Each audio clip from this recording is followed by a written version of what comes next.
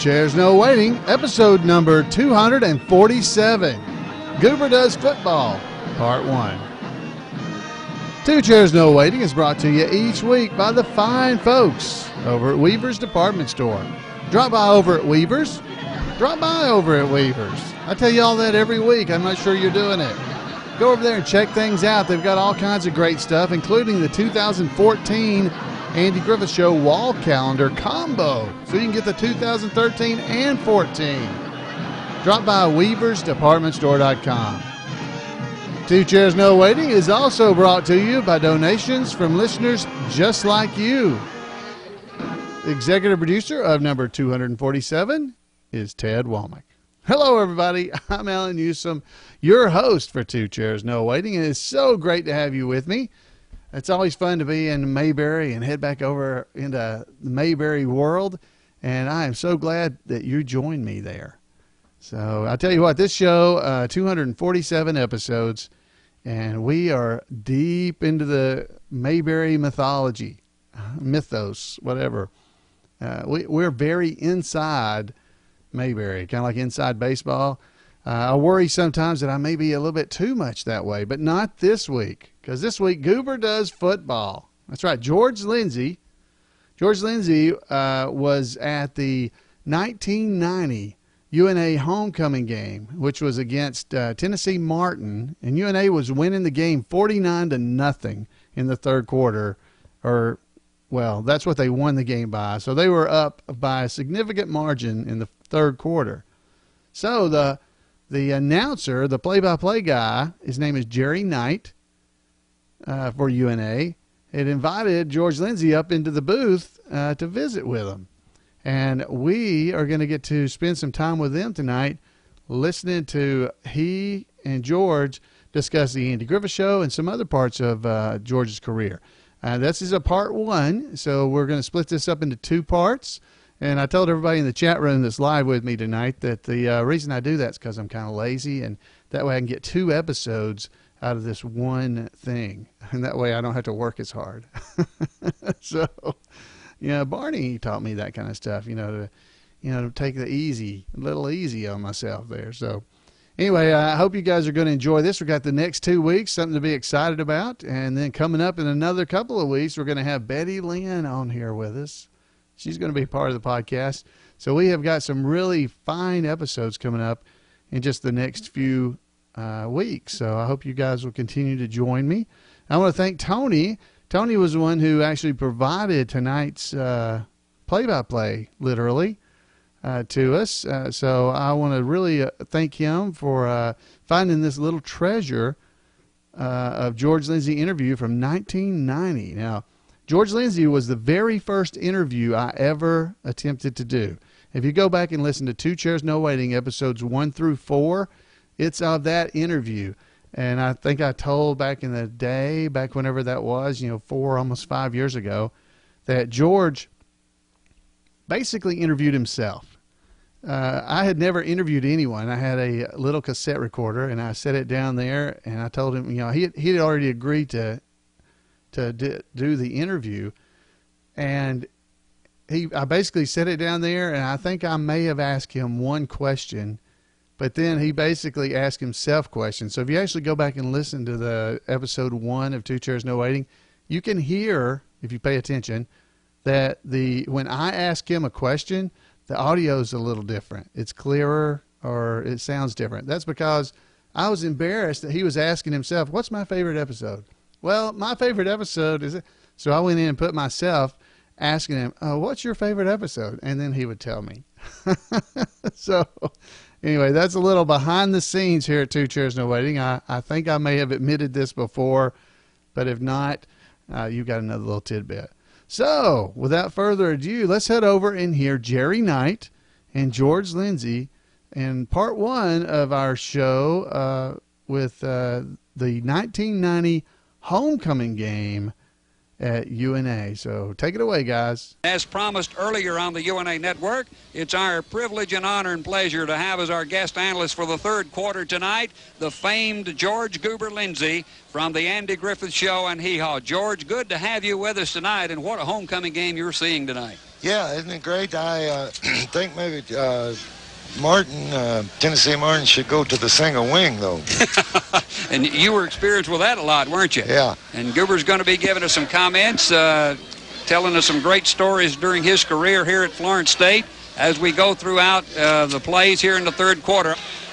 Well, Goober, I know it's been a great homecoming day for you. You got to meet some old friends, renew some acquaintances with Harlan Hill and so forth, and you were here to MC the first Hall of Fame induction banquet. And I'm so delighted that Coach Self got in. You know, when I played here, we never had a losing season. And we didn't. Yeah, right. And I was sitting with Bobby Bowden recently and found out that he played for Howard and I played for Florence State, and we were opposing quarterbacks. Is that right? Oh, that's an interesting story we haven't heard before. Now's just about a perfect time to do the Statue of Liberty. Well, we've seen some trickery tonight. As a matter of fact, we accused you of throwing a block on that kickoff run back a moment ago. Here's a pass over the middle, complete at the 40, up the sideline to the 50, and out of bounds around the 45-yard line. That was Oscar Bunch on the run. Now, when Arthur Brandon ran that kickoff, the word was out you were a blocking back. You were right down there in front of the play. You didn't really throw one, did you? No, never did. Coach Self never would let me. We threw him to Harlan. Harlan Hill. Harlan Hill. George, you told a great story about your one and only punt here at Florence State. Oh, I kicked it about 4 yards, and Coach Self jumped on me, and I said, well, I faked the safety out. He was so far back, I just kicked it 4 yards. You knew what you were doing, didn't you? George, I know you've got a special place in your heart for Florence State, and at a news conference today, you announced some plans to maybe do something for your university. We hope to have a concert in April. I hope to get some of my friends, some of my show business friends to come in. I think we're going to call it Goober Day, and we're going to have a concert. We'll raise some money for the college. Oh, that's great. It's at the 38-yard line. It's second down and about 3 yards to go. Armstrong now in the run and shoot, and the lines jump off sides. Well, Bill Hunt, UT Martin moving right down the field right now, although they're down 42-0.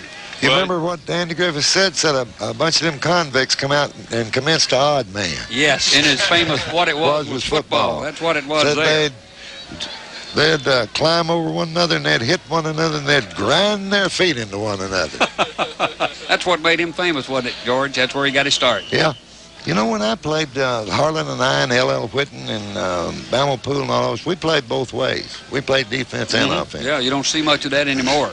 You also told another famous story, George, about when you and Harlan Hill were side by side awaiting the opening kickoff in a game which the players were very tense before, and you were the guy that could always loosen them up. Well, it looked like we wasn't ready to play football, and so we're playing Austin Peay, and I looked over at Harlan, and I said, I bet my daddy can whoop your daddy. He said, what? I said, because my daddy fights with a knife. And that broke them all up, huh? We won the game. Goober, if you had to pick one favorite episode from the Andy Griffith Show, your all-time favorite, which one would it be? A Girl for Goober. And that was one where Barney took me over to Andy's house so I could watch him and Helen have a date. Right. And I started yelling and screaming, and then I got a date with Lydia Crossway. Oh, I remember Lydia. And I took Lydia over to Andy's house, and I said, Andy, this is Lydia. He said, your hair's dripping. I said, Lydia, would you have some pretzels? She said, no, thanks. They lay on my chest.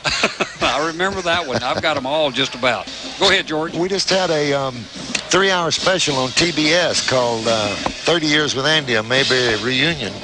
And it drew a big audience, and there's over 5,000 Andy Griffith Rerun Watchers Clubs in America with over 20,000 members. Some of the clubs, there's one club called I Wish I Had a Wine, my name. And it's something I said on the show. Well, we subscribe to that newsletter. And The Bullet? Yeah, The Bullet. We've got over 100 episodes of the Andy Griffith Show, too.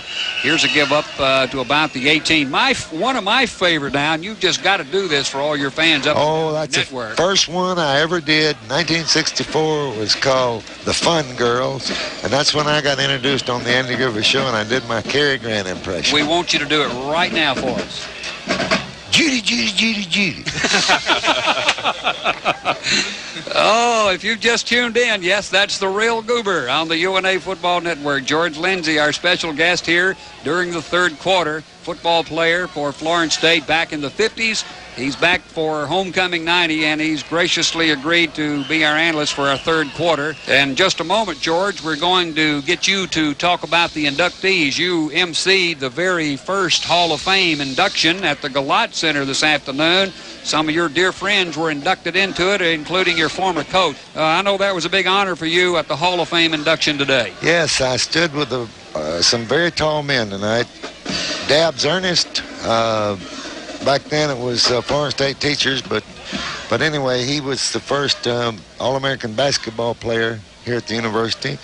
And Coach Eddie Flowers, our athletic director, who, thank goodness, gave me a scholarship.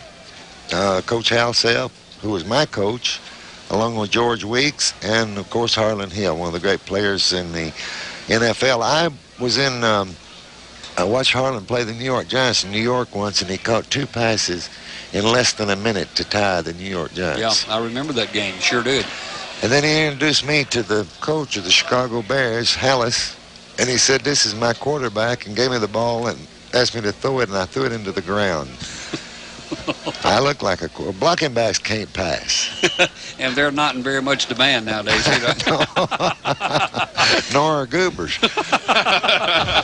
George, I know a big thing in your life was the Celebrity Golf Classic and a lot of money you raised for the underprivileged kids. For Special Olympics, and only to thank all my friends for coming to Montgomery, we raised $1.5 million, and there's over 23,000 children now involved in the program. That's great. I brought all my Hollywood and Nashville and New York friends and my Florence friends and Jasper friends. Yeah. And he said, "Buddy, have a big drink." And he said, "I think I will. I think I'll have a big orange."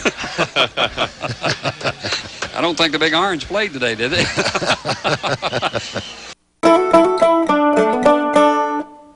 Wow, I hope you guys are enjoying that. That's George Lindsey at the 1990 UNA homecoming game with Tennessee Martin. UNA was the University of North Alabama. That's where George went to school back when it was Florence State Teachers College, I believe is the right name. I'm sure I messed that up, but he said it during the interview.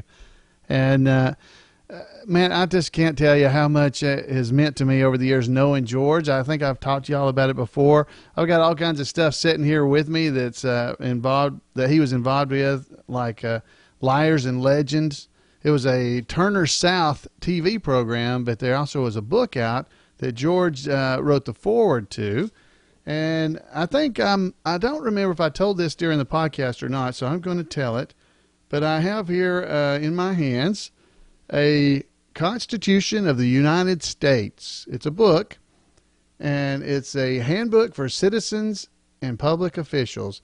And on the cover it is signed, it was George's book. And it says George Smith Lindsey and Tide right there on the cover, because he was an Alabama fan, and it's got it was his book, and I was able to pick that up from there. Then I also have one other thing. George was a teacher over at Hazel Green here in Alabama, and for 1 year, and he's always said he's never been able to live that down. That's what he always said. So, and I was able to get a book, and it was the Development of America by Wirth, I guess, Wirth was the author. And it was evidently it was a history book that probably Coach George Lindsey taught out of, because it says Coach Lindsey, and it has his address here in Huntsville when he lived here. And if you look through the book, there's actually underlined sections which were probably things that he was highlighting to be on tests and things like that for the students. So anyway, I've ended up with these books, and like I said, George meant an awful lot to me. And I know he did to all Mayberry fans, but it's just kind of special to have these couple of books that were actually his, that probably don't mean much to anybody as far as monetarily, but it's neat for me because they were just his. It's really cool. Anyway, I hope you guys are enjoying this interview. Thank Tony again for getting it for us. And I want to thank Jerry Knight for allowing us to play it. Jerry is a big Andy Griffith Show fan himself, and he had passed this along to Tony and gave Tony permission to allow us to play it. So this is a little gem that I'm pretty sure you wouldn't have never heard were you not a podcast listener for Two Chairs No Waiting. So tell your friends about it and tell them that they don't want to miss next week when we conclude this. He'll talk a little bit more about the Andy Griffith Show and other things. So you guys come back. It's about another 7 minutes or so of interview time with George, and I know you're going to enjoy it. So, folks, I'd love to hear from you. Been hearing from several of you guys. Have been leaving messages and stuff over at the Two Chairs No Waiting Facebook page. And that is awesome. When you do that, you go over to Two Chairs, or you actually go to facebook.com/2chairs, and you can leave messages for me there about different episodes. And there were several comments recently about our episodes that was about the Mayberry meetup. There was a good bit on that one, and plus several on the trivia contest. And people were encouraging me to do more trivia. It wasn't really a contest, but trivia during the podcast. So I may start making that a kind of a regular thing. Every so often we'll do a trivia episode, and I'll try to make them easy enough that people can actually answer them. Because some of them that folks had tried to answer during the last trivia, some of the comments were things like Janice said, "I love the podcast, but I couldn't get a single answer right." That's the answer she said. And then Butch and Cindy, they wrote in and said, "I got 4 out of the 11. I love the episode, though. I really enjoyed it." So, and then voted to have some more episodes like that as well. So 4 of 11 is actually not too bad. Those were not that easy of questions. And so many of us think that we are so good at the Andy Griffith Show trivia. I am not, and I do not pretend to be. I have books that I can look things up. I know things that normal people don't know. But Andy Griffith Show fans like you who are listening to this show, you're different than the normal Andy Griffith Show fans. Like if somebody says, how is Gomer Pyle related to Goober? Well, they're cousins. They ask you questions like that. Like you don't know that. Most of you probably knew that one. That was probably a pretty easy one. So anyway, we'll have a little easier questions than the ones we did last time, perhaps, but we'll do some more trivia. If you've got other ideas for podcast episodes, email me at floyd@imayberry.com. I'd love to hear from you. Try to keep in mind how hard it might be to do the episode, because I've had some really good suggestions of things to do episodes about, but it would be difficult, say the least. Like somebody had mentioned, and it was a great idea, to do a podcast episode about all the animals that ever appeared on the Andy Griffith Show. Well, that sounds awesome, but the research that's required to do that, I don't have time to do. So if anyone would like to do all that research and present it, or even present it as a special report from you, you could actually do the audio and everything. That'd be great, because we would love to know the answer to some of these things. And maybe someday I'll have time to actually gather all that information. But try to keep that in mind when you're coming up with good ideas, that, I do have a job and stuff. This is not my full-time job. Now, that it could be, if you would all donate to the podcast enough money, maybe this could be my full-time job, but I don't think my wife will let me quit. So, all right, folks. Well, we will start wrapping this thing up. And I look forward to seeing you guys again next week here on Two Chairs, when we can find out part 2 about Goober Does Football. And I want to thank Warren from the chat room for coming up the title of the podcast this week. Thank you, and thank for Ted Womack for being a executive producer of Two Chairs No Waiting and bringing this episode to you. Folks, I'd love to hear from you at 888-684-8415. Drop me a line at floyd@imayberry.com, or drop by one of our websites and leave a message. Till next time, guys, have fun in Mayberry, and we'll see you next time on Two Chairs. Good night, everybody.